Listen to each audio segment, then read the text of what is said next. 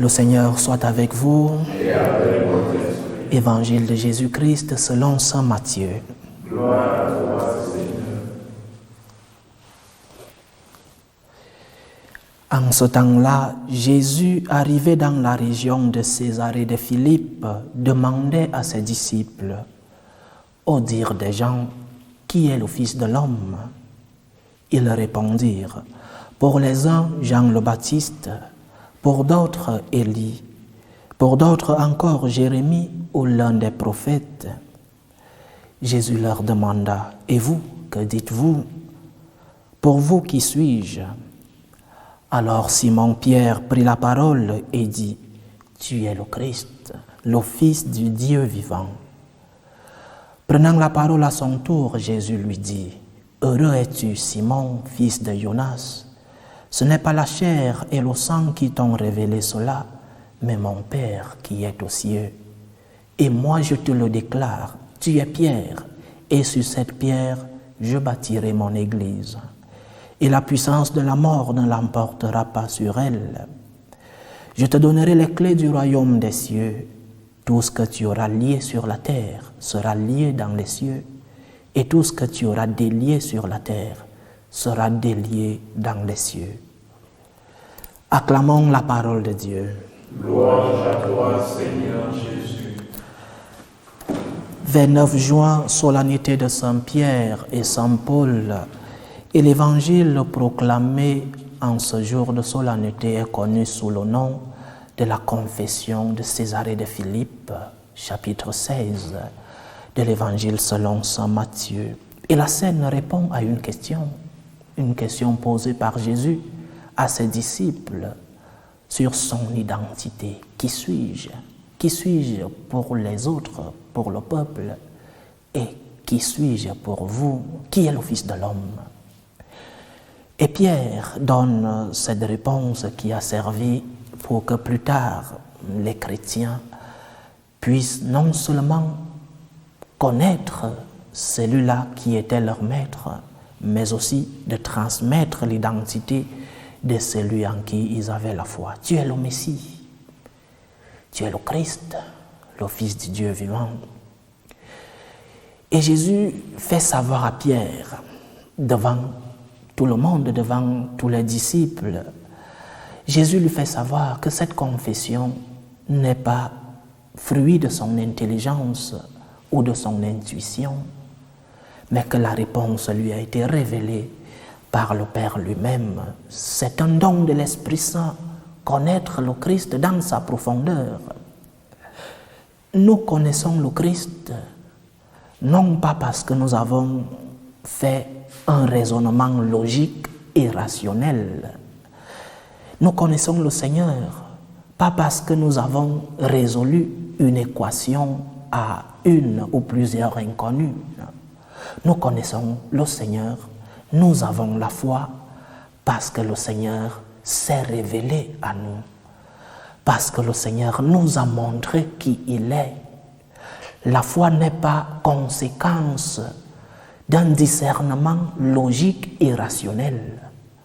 La foi, c'est une révélation. La foi nous vient de l'extérieur. La foi est un don. Et ce don, nous l'avons parce que c'est un don, nous avons reçu de celui-là qui nous fait connaître qui il est. Un grand théologien définit justement la théologie comme l'étude de ce que Dieu permet aux hommes de savoir de lui. Dieu s'est révélé et il continue de se révéler. Il nous montre ce qu'il croit important pour lui que nous sachions de lui. Donc, la foi est un don. Connaître Jésus est un don. Et comme chaque don, il y a responsabilité. Lorsque tu as reçu un don, tu dois prendre soin de ce don. Lorsque, par exemple, dans nos relations familiales, laborales et même sociétales, lorsque quelqu'un t'a fait un don, un cadeau d'anniversaire, un cadeau de ceci, tu prends soin du don et la personne qui t'a fait ce don est fière de voir que le don qu'il t'a fait est protégé et a un soin, parce que tu prends soin du don, que tu as reçu. Et cela égale, pareil, dans notre foi. Tu as reçu un don que tu ne mérites pas de recevoir. Mais tu dois prendre soin de ce don. Tu dois collaborer pour que ce don porte ses fruits. Tu collabores avec le don de la foi en priant, par exemple, ta vie de prière pour maintenir ta relation avec celui-là qui t'a fait ce don. Prière, pratique des sacrements, la vie morale, distinguer le bien du mal, ta vie spirituelle. Tu seras en train de prendre soin du don que tu as reçu sans le mériter. Et donc, nous devons prendre soin du don de la foi. Nous devons prendre soin de ce grand don que nous avons reconnu. Comme nous, franciscains de Marie, nous le disons, après une grâce, vient une action de grâce. Et l'action de grâce consiste aussi à prendre soin de ce que tu as reçu gratuitement. Non seulement action de grâce comme remerciement, mais action de grâce comme mise en œuvre de cette gratitude. Remercie le Seigneur pour le don de la foi et prends soin de ce don que le Seigneur t'a fait. Remercie le Seigneur parce qu'il t'a montré sa face, parce qu'il t'a montré sa miséricorde, parce qu'il t'a montré son amour. Et prends soin du don de la foi que tu as reçu de ton Seigneur. C'est cela le premier enseignement. La foi est un don. Et comme don, tu dois remercier celui-là qui t'a fait ce don. Et tu remercies le Seigneur pour le don de la foi en prenant soin de ta foi. Alimente ta foi.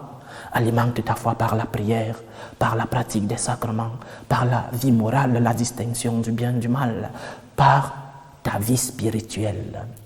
En deuxième lieu, l'Église a reçu la mission de protéger la révélation du mystère du Christ.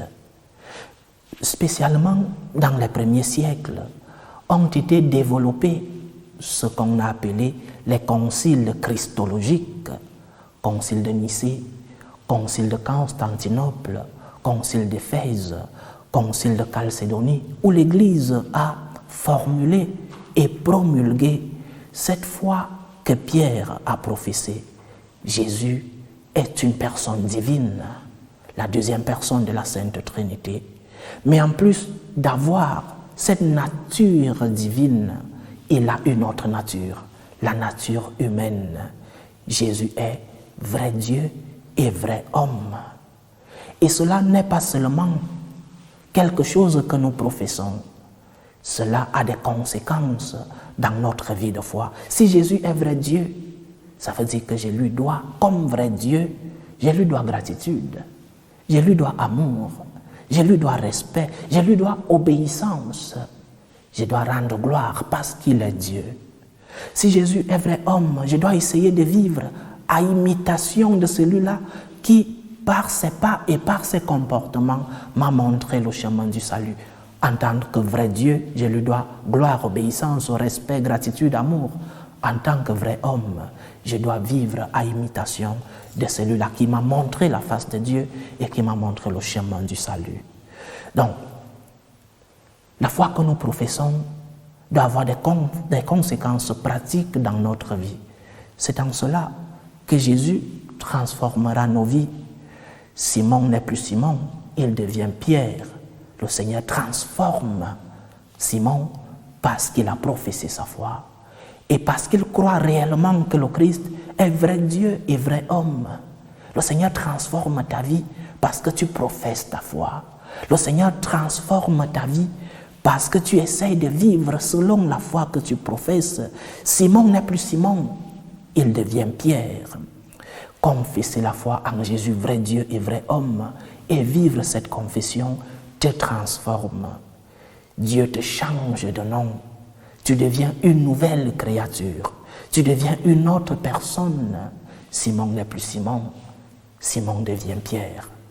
Et toi, lorsque tu confesses la foi en notre Seigneur et lorsque tu essaies de mettre en pratique ses commandements, ses lois, tu deviens une nouvelle créature. Le Seigneur transforme ton cœur. Le Seigneur transforme ta vie. Que le Seigneur continue de nous donner la foi, qu'il transforme nos vies, parce que nous professons qu'il est le Christ, il est le Fils du Dieu vivant. Loué soit Jésus-Christ. À jamais.